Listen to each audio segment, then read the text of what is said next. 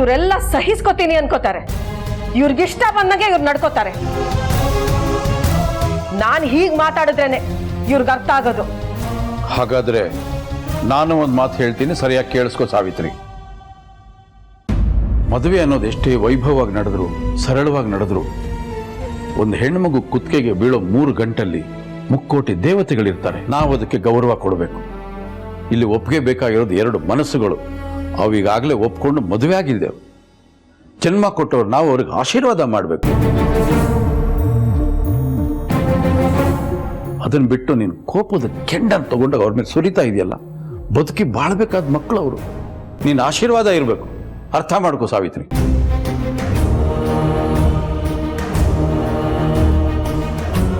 ಈಗಲೂ ಕಾಲ ಮಿಂಚಿಲ್ಲ. ನನ್ನ ಧರ್ಮಪತ್ನಿ, ಮನೆ ಯಜಮಾನಿ, ನೀನು ಇದರಲ್ಲಿ ಭಾಗವಹಿಸಿ ಕೆಲಸ ಕಾರ್ಯಗಳನ್ನೆಲ್ಲ ನಡೆಸ್ಕೊಟ್ಟು ನಿನ್ನ ಗೌರವ ನೀನೇ ಉಳಿಸ್ಕೋತೀಯಾ ಇಲ್ಲ ಕಳ್ಕೋತೀಯಾ ಅಂತ ನೀನೇ ನಿರ್ಧಾರ ಮಾಡು. ಇನ್ನು ಹೆಚ್ಚಿಗೆ ಹೇಳಲ್ಲ ನಾನು. ಈ ಮಂಗಳ ಕಾರ್ಯ ಮಾಡಬೇಕು ಅಂತ ನಿರ್ಧಾರ ಮಾಡಿ ಆಯಿತು. ಯಾವುದೇ ಕಾರಣಕ್ಕೂ ಬದಲಾಯಿಸೋ ಪ್ರಶ್ನೆನೇ ಇಲ್ಲ. ನಿನ್ನ ಅವಶ್ಯಕತೆ ಇಲ್ಲ. ಈಗ ಹಾಲು ಕುಡಿದಷ್ಟು ಸಮಾಧಾನ ಆಯ್ತಾ ನಿನ್ಗೆ? ಬರ್ತಿದ ಹಾಗೆ ಗಂಡ ಹೆಂಡತಿ ಮಧ್ಯೆ ತಂದಿಟ್ಬಿಟ್ಟಿಯಲ್ಲ. ನಿನ್ನಿಂದಾನೆ ಕಣೆ ನಂದು ಹೋಗ್ಲೋ ತರ ಇದ್ದಿದ್ದ ನನ್ನ ಮನೆ ಕುರುಕ್ಷೇತ್ರ ಆಗೋಯ್ತು. ಅತ್ತೆ, ತಾಳಿ ಶಾಸ್ತ್ರ ಮಾಡ್ತಿದ್ದಾರೆ ಅಂದ್ರೆ ತವ್ರ ಮನೆಯಿಂದನೇ ತಾಳಿ ಹೋಗ್ಬೇಕು. ಆದ್ರೆ ನಾನು ನನ್ನ ಮಕ್ಕಳಿಗೆ ಏನ್ ಮಾಡಿಸಿಟ್ಟಿದ್ದೀನಿ? ಪಾಪ ನನ್ನ ಮಗಳು ಈ ಮನೆಗೋಸ್ಕರ ಎಷ್ಟೆಲ್ಲ ದುಡಿದ್ಲು, ಕಣ್ಣೀರಲ್ಲಿ ಕೈ ತೊಳೆದ್ಲು. ನನ್ನ ಕೈಲಿ ಅವಳಿಗೋಸ್ಕರ ಒಂದು ಗುಲ್ಗಂಜಿ ಚಿನ್ನನೂ ಮಾಡ್ಸಕ್ಕಾಗ್ಲಿಲ್ಲ. ಕಣ್ಣೀರ್ನೇ ಕೊಟ್ಟು ಕಳಿಸ್ದೆ.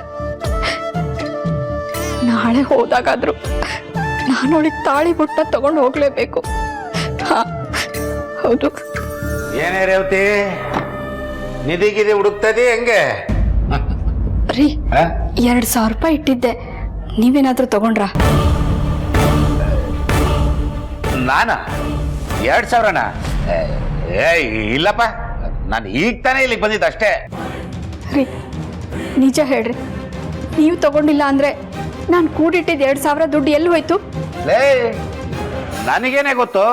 ನಾನೇನೋ ದೊಡ್ಡ ಕಳ್ಳ ಅನ್ನೋ ತರ ನೋಡ್ತಾ ಇದೀಯ ನೀನು. ನೀನ್ ಎಲ್ಲೆಲ್ಲೋ ಇಟ್ಬಿಟ್ಟು ಮರ್ತಿರ್ಬೇಕು. ಸರಿಯಾಗಿ ನೋಡು. ನನಗೆ ಗೊತ್ತು ರೀ, ಎಲ್ಲ ದುಡ್ಡನ್ನು ಇಸ್ಪೆಟ್ಟಿಗೆ ಸುರಿದಿರ್ತೀರ. ಕಷ್ಟಕ್ಕಾಗುತ್ತೆ ಅಂತ ಹೊಂಚಿಟ್ಟಿರೋ ದುಡ್ಡು. ನಾಳೆ ಆರಾಧನಾ ಮನೆಗೆ ಹೋಗ್ಬೇಕು. ಹೋಗೋವಾಗ ಒಂದು ತಾಳಿ ಬೊಟ್ಟಾದ್ರೂ ತಗೊಂಡೋಗ್ಬೇಕಲ್ವಾ? ಈಗ ಏನ್ ಮಾಡೋದು? ಲೇ, ಯಾಕೆ ಇಷ್ಟೊಂದು ಕಷ್ಟಪಡ್ತಾ ಇದೀಯಾ? ಆರಾಧನಾ ಕೋಟ್ಯಾಧೀಶ್ವರ ಮನೆ ಸೊಸೆ. ತಾಳಿ ಶಾಸ್ತ್ರ ಮಾಡ್ತಾ ಇದಾರೆ ಕಣೆ ಅವರು. ನಾವೇನ್ ತಾಳಿ ತಗೊಂಡೋಗ್ಬೇಕು ಅಂತ ಏನಿಲ್ಲ. ಏನ್ ನಾವು ತಾಳಿ ತಗೊಂಡೋದ್ರೆ ಅವ್ರು ಶಾಸ್ತ್ರ ಮಾಡೋದು?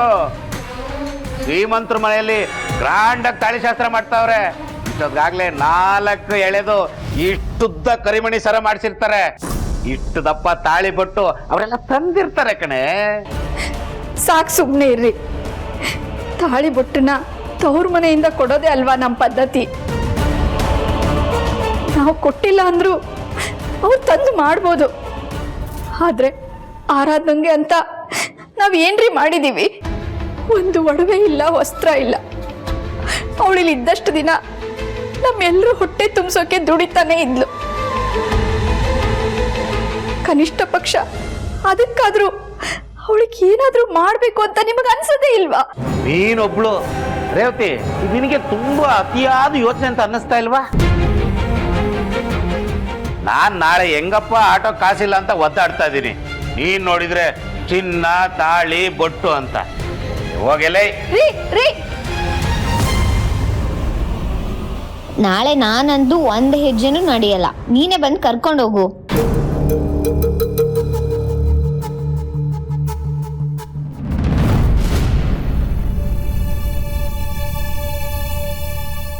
ಒಂದು ನಿಮಿಷ.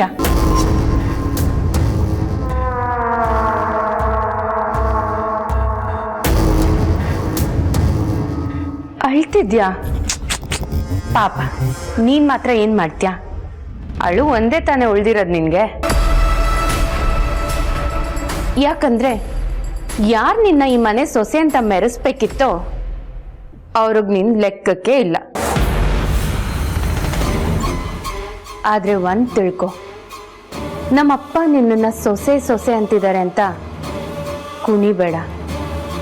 ಅತ್ತೆ ಆದವಳು ಒಪ್ಕೊಂಡ್ರೇನೆ ನಿನಗೆ ಈ ಮನೇಲಿ ಜಾಗ. ಆದ್ರೆ ನಮ್ಮಮ್ಮ ಯಾವತ್ತೂ ಆ ಕೆಲಸ ಮಾಡಲ್ಲ. ಸೊ ಗಂಟು ಮುಟ್ಟೆ ಕಟ್ಕೊಂಡು ರೆಡಿ ಮಾಡ್ಕೊ. ಯಾರು ಗೊತ್ತು, ನಾಳೆ ಮನೇಲಿ ತಾಳಿ ಶಾಸ್ತ್ರ ನಡೆಯುತ್ತೋ ಅಥವಾ ನಿನ್ನ ಮನೆಯಿಂದ ಆಚೆ ತಳ್ಳೋ ಶಾಸ್ತ್ರ ನಡೆಯುತ್ತೋ. ನಾನಿನ್ನೂ ಏನು ಮಾಡೇ ಇಲ್ಲ, ಆಗ್ಲೇ ಇಷ್ಟೊಂದು ಭಯನ ನನ್ನ ಬಗ್ಗೆ. ನನಗೆ ಹೆದರ್ಕೊಂಡು ನನ್ನನ್ನ ಇಲ್ಲಿಂದ ಓಡಿಸೋ ಪ್ಲಾನ್ ಮಾಡ್ತಿದ್ಯಾ? ಹಂಗಿದ್ರೆ ಒಳಗೊಳಗೆ ನಡ್ಕ ಶುರುವಾಗಿದೆ ಅಂತ ಅರ್ಥ.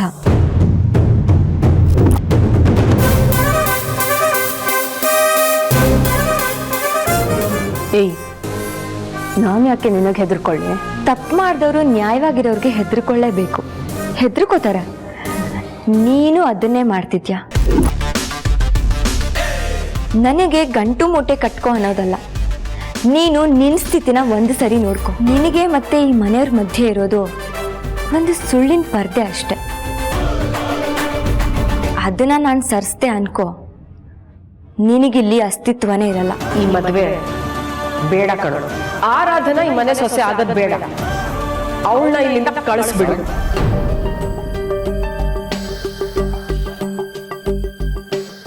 ಅಪ್ಪ, ನಂಗೆ ಏನು ಮಾಡಬೇಕು ಗೊತ್ತಾಗ್ತಾನೆ ಇಲ್ಲ. ಅಮ್ಮ ತುಂಬ ಅಪ್ಸೆಟ್ ಆಗಿದ್ದಾಳೆ. ನಾನು ಎಷ್ಟೇ ಅರ್ಥ ಮಾಡ್ಸಕ್ಕೆ ನೋಡಿದ್ರು ಅವಳು ಅರ್ಥ ಮಾಡ್ಕೋತಾನೆ ಇಲ್ಲ. ನನ್ನಿಂದ ಕ್ಷಮಿಸೋದಕ್ಕೆ ಆಗದೆ ಇರೋಂಥ ತಪ್ಪಾಗಿದೆಯಪ್ಪ. ಇಲ್ಲ ಮಗನೇ, ನೀನು ಮಾಡಿ ಸರಿಯಾಗೇ ಇದೆ. ತಂದೆ ತಾಯಿಗೆ ಗೊತ್ತಿಲ್ಲದೆ ನೀನು ಮದುವೆ ಆದದ್ದು ತಪ್ಪು. ಆದರೆ ನೀನು ಮದುವೆ ಮಾಡ್ಕೊಂಡಿದ್ದಕ್ಕೆ ಕಾರಣ ಇದೆಯಲ್ಲ, ಯಾವುದೇ ತಂದೆ ತಾಯಿ ಆದರೂ ಗರ್ವ ಪಡಬೇಕು.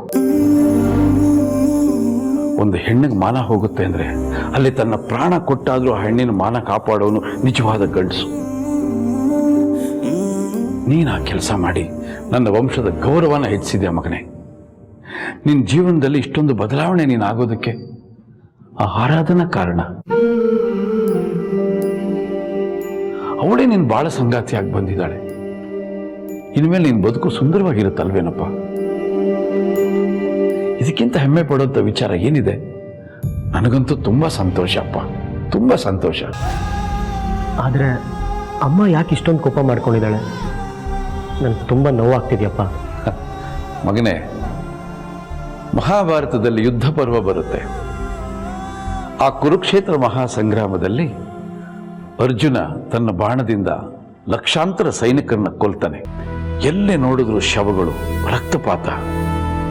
ತಾನೇ ಕೊಂದಿದ್ದು, ಆದ್ರೆ ಅವನಲ್ಲಿ ನಿಂತಾಗ ಹೃದಯ ಭಾರ ಆಗತ್ತೆ.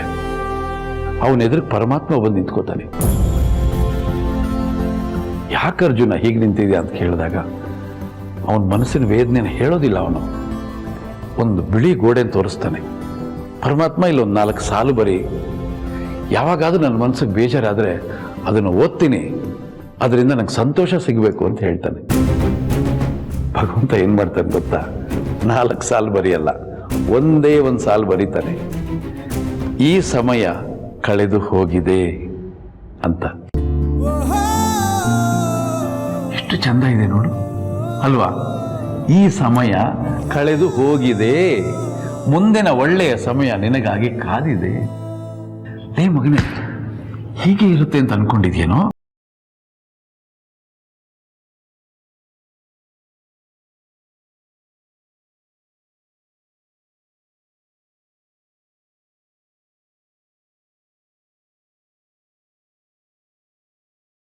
ಸಮಾಧಾನ ನೋಡು ಮಗನೇ, ನೀನೇ ಹೀಗೆ ಮಂಕಾದ್ರೆ ನಿನ್ನೆ ನಂಬ್ಕೊಂಡು ನಿನ್ನ ಜೊತೆಯಲ್ಲಿ ಈ ಮನೆಗೆ ಬಂದಿರೋ ಆ ಹೆಣ್ಮಗು ಅವಳ ಗತಿಯೇನು ಯೋಚನೆ ಮಾಡ್ದೇನು ಅಲ್ವಾ? ಹೊಸ ಮನೆ, ಹೊಸ ಜಾಗ, ಹೊಸ ವಾತಾವರಣ, ಹೊಸ ಸಂಬಂಧಗಳು, ಅವಳು ಕಷ್ಟ ಆಗೋದಿಲ್ವೇನೋ? ಮೊದಲೇ ಈ ಮನೇಲಿ ಯಾರು ಅವಳ ಜೊತೆಲಿ ಮಾತಾಡ್ತಿಲ್ಲ. ಅವಳು ತುಂಬ ನೊಂದ್ಕೊಂಡಿದ್ದಾಳೆ. ಇಂಥ ಸಮಯದಲ್ಲಿ ನೀನು ಅವಳ ಜೊತೆ ಇರಬೇಕು. ಅವಳು ಈ ಮನೆಗೆ ಸೊಸೆಯಾಗಿ ಬಂದಿದ್ರು ಕೂಡ ಈ ವಾತಾವರಣದಲ್ಲಿ ಅವಳಿಗೇನೋ ಒಂಥರ ಮುಜುಗರ ಇರುತ್ತೆ. ನಾನು ಒಂಟಿಯಾಗಿದ್ದೀನೇನೋ ಅನ್ನೋ ಭಾವ ಇರುತ್ತೆ. ಆದರೆ ನೀನು ಅದಕ್ಕೆ ಆಸ್ಪದ ಕೊಡಬೇಡ. ಆ ಮಗುನ ಒಂಟಿಯಾಗಿರಕ್ಕೆ ಬಿಡಬೇಡ. ನಿನ್ನ ಹೆಚ್ಚಿನ ಸಮಯನ ಅವಳ ಜೊತೆಲಿ ಕಳೀತಾ ಇರು. ನಿನ್ನ ಅರ್ಧಾಂಗಿಯಪ್ಪ. ಅವಳ ಸಂಪೂರ್ಣ ಜವಾಬ್ದಾರಿ ನಿಂದು. ಅರ್ಥ ಆಯ್ತಾ? ಸ್ಮೈಲ್. ಸರಿಯಪ್ಪ, ಆರಾಧನಾ ಅವ್ರನ್ನ ನಾನು ಖುಷಿಯಾಗಿ ನೋಡ್ಕೊಳ್ತೀನಿ. Let's good. ನನಗೂ ಲೆಕ್ಕ ಕೊಡಿ. ಏನ್ ಲೆಕ್ಕ? ಅದೇ ಆಕಾಶ ನೋಡ್ತಾ ಎಷ್ಟು ನಕ್ಷತ್ರ ಇದೆ ಅಂತ ಎಣಿಸ್ತಿದ್ದೀರಲ್ಲ, ಅದ್ರ ಲೆಕ್ಕ ಕೊಡಿ. ಆಕಾಶದಲ್ಲಿರೋ ನಕ್ಷತ್ರಗಳಿಗೆ, ನನ್ನ ಜೀವನದಲ್ಲಿರೋ ಸಮಸ್ಯೆಗಳಿಗೆ ಲೆಕ್ಕನೇ ಇಲ್ಲ. ಯಾಕ್ರಿ ಇಷ್ಟು ಬೇಜಾರಲ್ಲಿದ್ದೀರಾ? ಏನಾಯ್ತು? ಎಷ್ಟು ವಿಚಿತ್ರ ನೋಡಿ. ನಾನು ನೀವು ಯಾರ್ಯಾರ್ದೋ ಮದುವೆನ ಅದ್ಧೂರಿಯಾಗಿ ಶಾಸ್ತ್ರೋಕ್ತವಾಗಿ ನಡ್ಸ್ಕೊಡ್ತಿದ್ವಿ. ಆದರೆ ನಮ್ಮ ಮದುವೆ ನಮಗೆ ಗೊತ್ತಿಲ್ಲದೆ ಹೇಗೋ ನಡೆದೋಯ್ತು. ಇಷ್ಟು ದಿನ ಮದುವೆ ಅಂದರೆ ನನಗೊಂದು ಕನಸು. ಆದರೆ ಈಗ ಮದುವೆನೇ ನನಗೆ ಶಾಪ ಆಗೋಯ್ತು ಅನ್ನಿಸ್ತಿದೆ. ಮುನಿಯಮ್ಮ, ನಿಮ್ಮನ್ನು ದೂರ್ತಾ ಇಲ್ಲ, ನನ್ನ ಪರಿಸ್ಥಿತಿನ ಹೇಳ್ತಾ ಇದ್ದೀನಿ ಅಷ್ಟೆ. ಮದುವೆ ಅನ್ನೋದು ಬರೀ 2 ಮನಸ್ಸುಗಳು ಸೇರೋದಲ್ವಲ್ಲ, 2 ಮನೆಗಳು ಸೇರೋದು. ಆದರೆ ನಮ್ಮ ವಿಷಯದಲ್ಲಿ ಅದ್ಯಾವುದೂ ಆಗೇ ಇಲ್ವಲ್ಲ. ನಿಮ್ಮಮ್ಮ ನನ್ನನ್ನ ಸೊಸೆ ಅಂತ ಯಾವತ್ತೂ ಒಪ್ಕೊಳ್ಳಲ್ಲ. ಈ ಮದ್ವೆಗೆ ಅರ್ಥ ಇದೆಯಾ ರಾಜ್? ಅರ್ಥ ಇಲ್ಲ ಅಂತ ನಿಮಗೆ ಅನಿಸ್ತಿದ್ಯಾ? ನಿಜ, ನಮ್ಮಮ್ಮ ಈ ಮದುವೆ ಒಪ್ಕೊಂಡಿಲ್ಲ. ಹಂಗಂತ ಒಪ್ಕೊಳ್ಳೋದೇ ಇಲ್ಲ ಅಂತಲ್ವಲ್ಲ.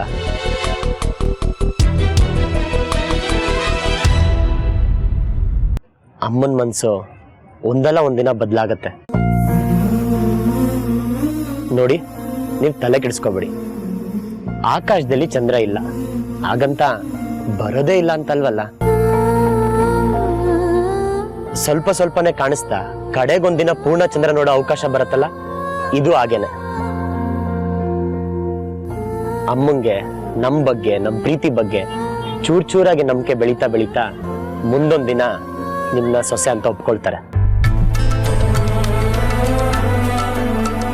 ಸುಮ್ಮನೆ ಸಮಾಧಾನಕ್ಕೆ ಈ ಮಾತು ಹೇಳ್ತಿಲ್ಲ, ನೋಡ್ತಾರಿ ನೀವು. ಯಾಕ್ರಿ ಸುಮ್ಮನಿದ್ದೀರಾ?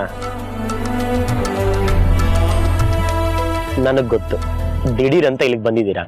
ನಿಮ್ಗೂ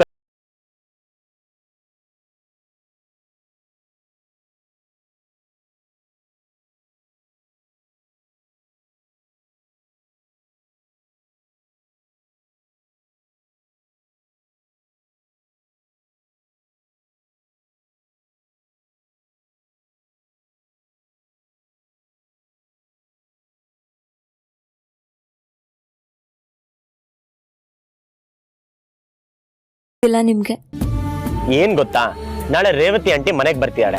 ನಾಳೆ ತಾಳಿ ಶಾಸ್ತ್ರ ಇದೆಯಲ್ಲ, ನಿಮ್ ಬೇಜಾರಲ್ಲ ಹಾರೋಗುತ್ತೆ. ಇದು ಹಾರ್ ಹೋಗೋ ಬೇಜಾರಲ್ಲ ರಾಜ್, ನನ್ನ ಮನ್ಸಲ್ಲಿ ಗಟ್ಟಿಯಾಗಿ ಅಂಟ್ಕೊಂಡಿರೋ ಬೇಜಾರು. ಯಾಕ್ರಿ ಹಿಂಗ್ ಅಂತೀರಾ?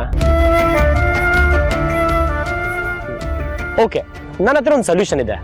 ಅದನ್ನ ಹಾಕಿದ್ರೆ ನಿಮ್ಗೆ ಅಂಟ್ಕೊಂಡಿರೋ ಬೇಜಾರು, ತಲೆನೋವು, ದುಃಖ, ಅದು ಇದು ಕೆಲ್ಸಕ್ಕೆ ಬರದಿರೋದೆಲ್ಲ ಕಿತ್ಕೊಂಡು ಹೊಟ್ಟೋಗತ್ತೆ. ಏನದು? ನಗು. ನಗ್ನಗ್ತಾ ಇರಿ. ನೀವ್ ನಗ್ನಗ್ತಾ ಇದ್ರೆ ಬೇಜಾರು ಎಲ್ಲಿಂದ ಬರುತ್ತೆ ನಾನು ನೋಡ್ಬಿಡ್ತೀನಿ. ನೋಡಿ ನೋಡಿ, ಇದನ್ನ ಬೇಡ ಅಂತ ಹೇಳೋದು. ಈ ತರ ಕೋಪ ಮಾಡ್ಕೊಂಡ್ರೆ ಕಷ್ಟ ಆಗತ್ತೆ ಕಣ್ರಿ. ಕೋಪ ಬೇಜಾರ್ಗಿಂತ ಡೇಂಜರ್ ಕಣ್ರಿ. ಒಂದ್ಸತಿ ಅಂಟ್ಕೊಬಿಟ್ರೆ ಹೋಗೋದೇ ಇಲ್ಲ. ಹೇಳಿ ಕೇಳಿ ಮುನಿಯಮ್ಮ, ನೀವು ನಿಮ್ಗಂತೂ ಸಿಟ್ಟು ಬೇಗ ಅಂಟ್ಕೊಳತ್ತೆ. ಸೊ ಸಿಟ್ಟನ್ನ ಹತ್ರಕ್ಕೆ ಸುಳಿಯೋಕ್ಕೂ ಬಿಡ್ಬೇಡಿ. ಎಲ್ಲಿ ಸ್ವಲ್ಪ ನಗಿ ನಗಿ, ಸ್ವಲ್ಪ ನಗರಿ, ನಗಿ.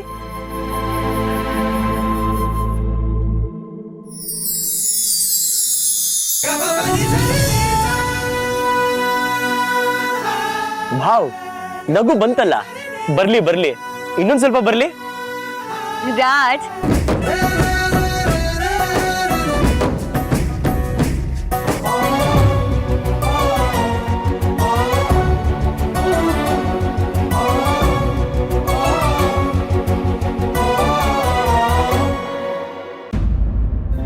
ಗಣಪತಿ, ಹಾ ಮಾವ, ತೆಂಗಿನಕಾಯಿ ಇಲ್ಲಪ್ಪ. ಬರ್ತಾ ಇದೆ, ಹೇಳಿದ್ದೀನಿ. 5 ಕಾಯಿ ಹ್ಞೂ. ಸುಲಿಯಕ್ಕೆ ಹೇಳಿದ್ಯಾ? ಹಾ, ಹಾ ಸರಿ. ಹೂವು ಇಷ್ಟೇನಾ? ಹೂವನ್ನು ಬರ್ತಾ ಇದೆ. ರೀ, ಹಾ. ನಾನು ಈ ಮದ್ವೆನ ಒಪ್ತೇ ಇದ್ರು, ಅವಳು ನನ್ನ ಸೊಸೆ ಅಲ್ಲದೆ ಇದ್ರು, ನಿಮ್ಮ ಧರ್ಮ ಪತ್ನಿ ಆಗಿ ನೀವು ಹೇಳಿದ ಕೆಲಸ ಮಾಡೋದು ನನ್ನ ಕರ್ತವ್ಯ. ಆ ಕಾರಣದಿಂದ ನಾನು ಈ ಶಾಸ್ತ್ರ ಎಲ್ಲ ಮಾಡ್ತೀನಿ.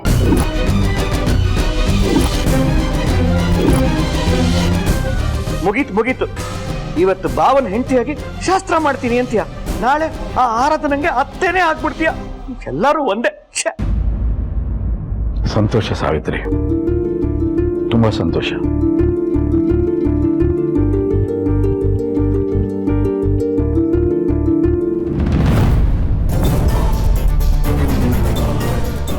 ಆಂಟಿ,